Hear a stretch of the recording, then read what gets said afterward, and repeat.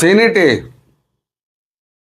মার্কিন president Donald Trump উনি হেরে গেছেন ভোটাভুটিতে। আমাদের কাগজে একটা বেরিয়েছে, সেনেটে হার ডোনাল্ড ট্রাম্পের। আমি এটার কটা গুরুত্বপূর্ণ অংশ আমি পড়ছি। সেটা হচ্ছে, উনি বলছেন যে যে খবরটা বেরিয়েছে, ইরানের যুদ্ধ নিয়ে সেনেটের ভোটাভুটিতে হেরে গেলেন মার্কিন প্রেসিডেন্ট ডোনাল্ড ট্রাম্প। বড়সড় ধাক্কা খেল তার যুদ্ধনীতিও। সেনেট যুদ্ধ সংক্রান্ত প্রস্তাবের নির্বাচনের ফল দাঁড়িয়েছে 50-48, মানে ওনার বিপক্ষে 50, ওনার পক্ষে 48, ব্যবধান 2 ভোটের।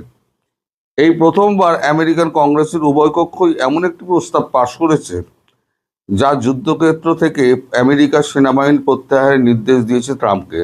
অনুমান, ট্রাম্পের দল রিপাবলিকান পার্টির সদস্যরা তার বিরুদ্ধে গিয়েছেন। ভোটে হেরে ক্ষুব্ধ প্রেসিডেন্টের দাবি, ভুল সময়ে অবাস্তব প্রস্তাব নিয়ে ভোট হচ্ছে। এর জেরে ইরানকে দুর্বল করতে তিনি যা পদক্ষেপ করেছেন তা সম্পন্ন কঠিন হয়ে যাবে। একদিকেও পোস্ট লিখেছেন ট্রাম্প, সেখানে লিখেছেন, ওদের সঙ্গে আমি যা করছি আমেরিকা তা পছন্দ করছে না, আমাকে থামতে বলা হচ্ছে আর এতে শত্রুদের সাহায্য করা হচ্ছে। ট্রাম্পের হুমকি, আমার এই কাজটারও কঠিন করে দিল, কিন্তু একে আমি সফল করবই। মানে ডোনাল্ড ট্রাম্প তিনি বলেছেন, ইরান যুদ্ধে যে ভোটাভুটিতে তার যে হার হয়েছে, সেটাতে দোষটা আমেরিকার জনগণের ওপরে, মানে সেনেটের ঘাড়েই উনি চাপিয়ে দিয়েছেন। উনি বলছেন, আমি ইরানকে শেষ করে আমি আমেরিকাকে মহান করার আমি যে চেষ্টা করছি ইরানকে দুর্বল করার জন্য, সেখানে আমার দেশের লোকেরাই আমার কাজটা আমাকে কঠিন করে দিচ্ছে।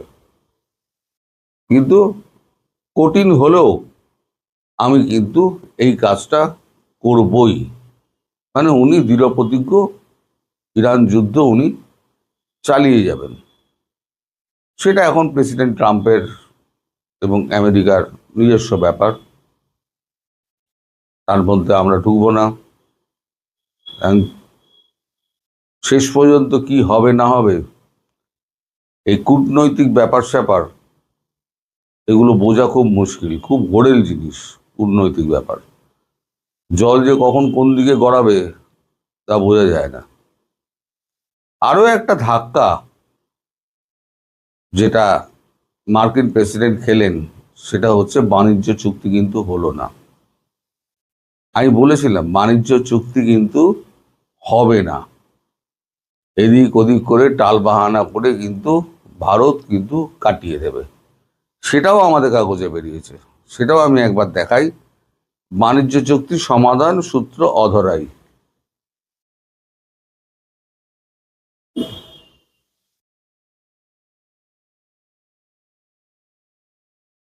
লেখা হচ্ছে, বাণিজ্য মন্ত্রক সূত্রের খবর। আমি চুম্বক অংশটুকু পড়ছি। সমাধান সূত্রের পথে বাধা হয়ে উঠেছে দুটি বিষয় অনিশ্চয়তা। এক, ট্রাম্পের প্রশাসন আমেরিকার বাণিজ্য আইনে 301 ধারায় ভারত সহ বেশ কিছু দেশের বিরুদ্ধে তদন্ত শুরু করেছে। তাদের ধারণা, এই দেশগুলিতে শ্রমিকদের জোর করে খাটিয়ে সস্তায় পণ্য তৈরি করা হয়। সে দেশের জন্য 12.5% অতিরিক্ত শুল্ক চাপানোর প্রস্তাবও রয়েছে ট্রাম্প প্রশাসনের। এই তদন্ত শেষে কি হবে তা স্পষ্ট নয়। আর 2 নম্বর কারণ যেটা হচ্ছে চুক্তি আটকে যাওয়া, সেটা হচ্ছে আমেরিকা এতদিন চড়া শুল্কের ভয় দেখিয়ে বাণিজ্য চুক্তি নিয়ে দর কষাকষি করছিল, কিন্তু আমেরিকার সুপ্রিম কোর্টই বলেছে চড়া শুল্ক বসানোর ক্ষমতা ট্রাম্প সরকারের নেই। আমেরিকা এখন একতরফা ভারতের বাজার নিজেদের কৃষিপণ্য বেচতে চাইছে। দিল্লির গবেষণা সংস্থা GTIRI তার মতে, আমেরিকার শুল্ক ব্যবস্থা বদলে যাওয়ায় বাণিজ্য চুক্তির মূল কাঠামোটাই বদলে গিয়েছে। যদিও বৈঠকের পরে দিল্লিতে জেমিসন গির তিনি বলেন, ট্রাম্প এবং মোদি দুজনের সম্পর্ক উন্নত করার জন্য সম্মত হয়েছেন, যার মধ্যে বাণিজ্য চুক্তি রয়েছে। এর মধ্যে ভারত ব্রিটেন বাণিজ্য চুক্তি রূপায়ণের লক্ষ্যে পীযূষ গোয়েল বৃহস্পতিবার লন্ডন রওনা হয়ে গিয়েছেন। আমি আগেই বলেছিলাম ইউকের সঙ্গে বাণিজ্য চুক্তি রূপায়ণ হচ্ছে খুব শিগগির, ইউকে প্রথম করছে। ইউরোপিয়ান ইউনিয়নের যিনি হর্তাকর্তা বিধাতা মানে চেয়ারম্যান উর্সুলা ভ্যান ডেন, তিনি তো পরিষ্কার বলে দিয়েছেন যে জুলাই মাসে আমাদের মধ্যে চুক্তি হয়ে যাচ্ছে। অর্থাৎ এর মধ্যে অস্ট্রেলিয়ার সঙ্গে চুক্তি হয়ে গিয়েছে, জাপানের সঙ্গে চুক্তি হয়ে গিয়েছে, আফ্রিকান বিভিন্ন দেশগুলোর সঙ্গে চুক্তি হয়ে গিয়েছে। অর্থাৎ যে দুটো বড় দেশ আছে, একটা হচ্ছে ইউরোপিয়ান ইউনিয়ন, জুলাই মাসে হয়ে যাচ্ছে, ফলে পড়ে রইল বড় দেশ বলতে আমেরিকা। আমি অনেক দিন আগে বলেছিলাম যে এই টাল বাহানা করতে করতে করতে করতে বাণিজ্য চুক্তি কিন্তু ভারত অত তাড়াতাড়ি করবে না।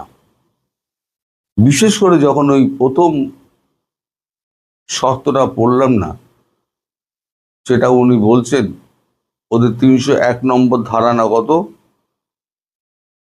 301 নম্বর ধারায় ওদের উল্লেখ করা আছে সস্তায় লেবার জোগাড় করে আমরা সস্তায় পণ্য তৈরি করি। আচ্ছা আপনারাই বলুন, আপনার দেশে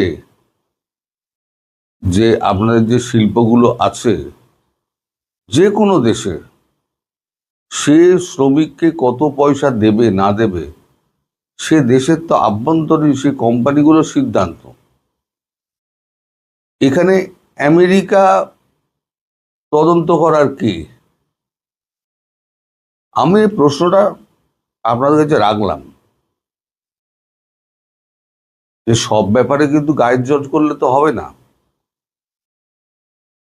এখন ভারত ওখানে বলছে যে আমরা এখানে চুক্তিতে সই করব না, আপনারা 12.5% আমাদের ওপর অতিরিক্ত শুল্ক চাওয়াবেন, কারণ আমাদের এখানে আপনারা তদন্ত করবেন, করে দেখবেন যে আমরা শ্রমিকদের কম মাইনে দিচ্ছি কিনা। এটা তো আপনার দেখার বিষয় নয়।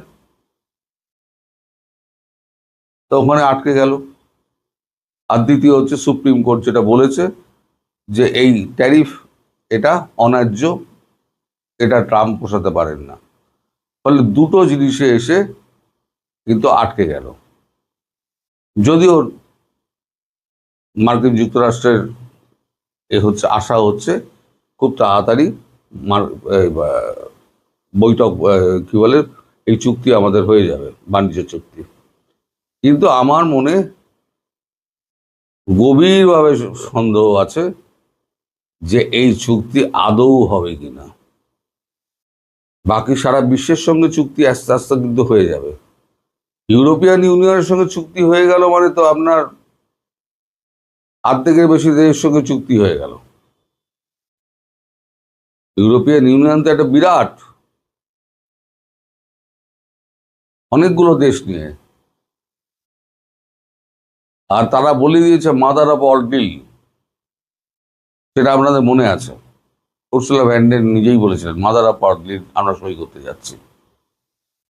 এরপরে রয়েছে ফ্রান্সের সঙ্গে চুক্তি, যদিও ইউরোপিয়ান ইউনিয়নের মধ্যে ফ্রান্স, কিন্তু ফ্রান্সের সঙ্গে আলাদা কিছু প্রযুক্তি সংক্রান্ত চুক্তি হচ্ছে।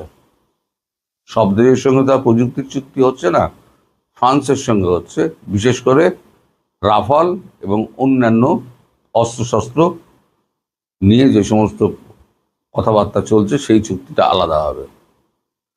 তো সব মিলিয়ে মার্কিন প্রেসিডেন্ট ডোনাল্ড ট্রাম্প একটু গোলমেলে জায়গায় আছেন।